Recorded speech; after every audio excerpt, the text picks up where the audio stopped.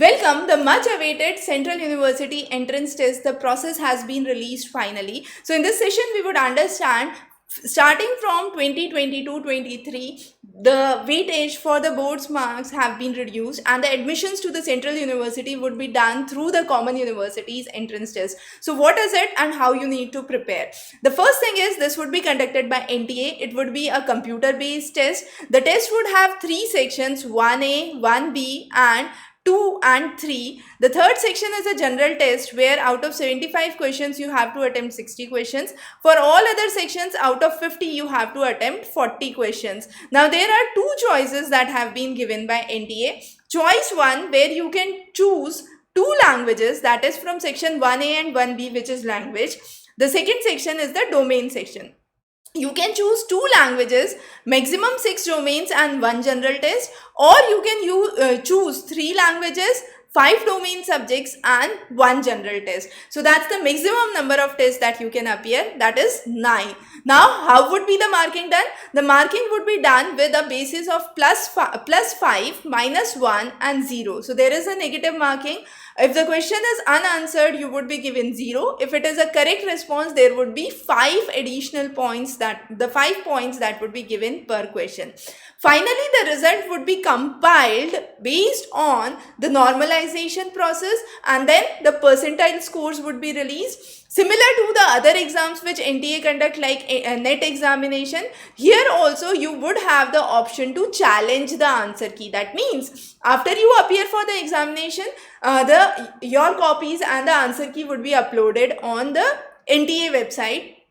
Then if you find that there is any question where discrepancy is there, a charge of 200 per question is applicable and that's a non-refundable fee. You can claim the question and say, no, this question was incorrect and here is the official source where the correct answer is there. A lot of students usually challenge the questions where they feel the answer is not correct and then those answers are rectified and final merit is decided based on that. The reservation pattern would remain the same. The reservation policy of the Central University is untouched. So as per the prevailing reservation policy, the admissions would be given. So for example, if you are seeking admission to Delhi University, Jesus and Mary or Tegh Bahadur College, those are minority colleges. So 50% unreserved seats are there and those 50% unreserved seats would go to the open category and the students can apply there.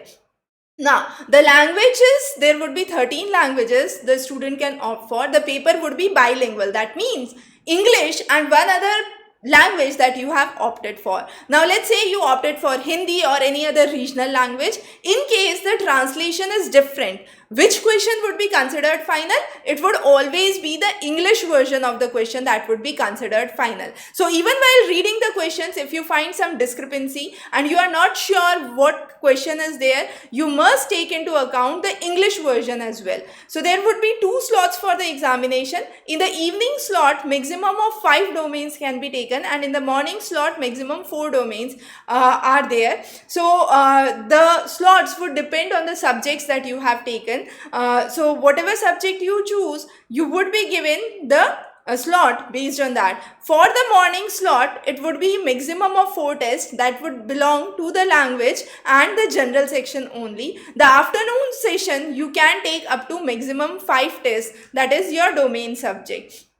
Okay, now once you combine the 2 slots, you can take maximum of 9 tests. There are various centers which are there across India. You would be given a preference to choose 4 cities.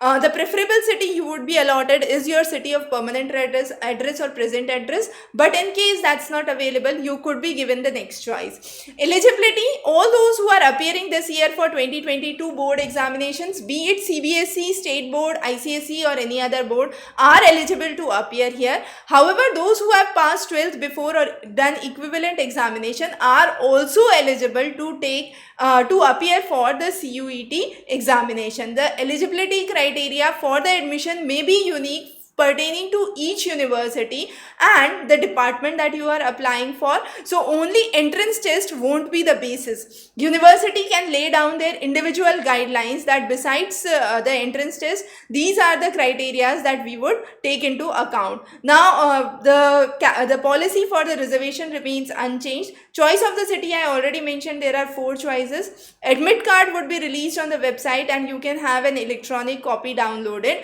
The paper pattern, it's important. For all the papers, the weightage would be 200 except for the general paper where it is 300 because you have to attempt 60 questions and therefore general test has an important weightage. Ministry of Education has also established various test practicing center where you can go and practice the sample test.